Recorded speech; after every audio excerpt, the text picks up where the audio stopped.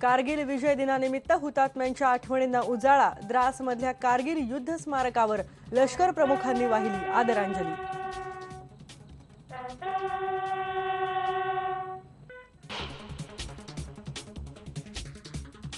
विधानसभा निवडणुकीच्या जागा वाटपासाठी भाजप शिवसेनेची मुंबईत पहिली बैठक सुरू।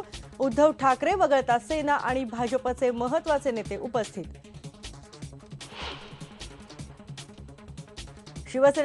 शिवसेनेचे आमदार विनोद घोसाळकर पुन्हा वादात, भाजपच्या महिला नगरसेविकेची तक्रार। आदिवासी प्रवर्गात समावेश होईपर्यंत आंदोलन सुरूच राहणार, धनगर समाजाचा निर्धार। बारामतीत 16 जणांच्या उपोषणाचा 5वा दिवस।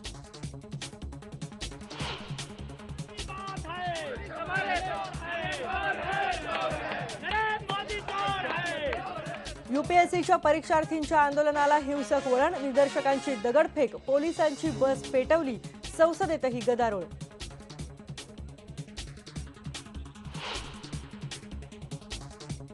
बेळगावमधल्या येळूर गावात गेल्या 56 वर्षांपासून असलेला महाराष्ट्र राज्य येळूर फलक जबरदस्तीने काढला। महाराष्ट्र एकीकरण समितीचे कार्यकर्ते आंदोलनाच्या तयारीत।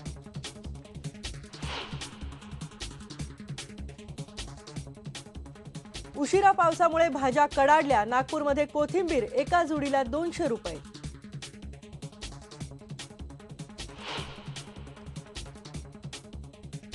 आणि बिबट्याचा गेल्या 3 दिवसांपासून मुंबईतल्या IIT पवईच्या प्रयोगशाळेत मुक्काम, बिबट्याला बाहेर काढण्याचे वन विभागाचे प्रयत्न अयशस्वी।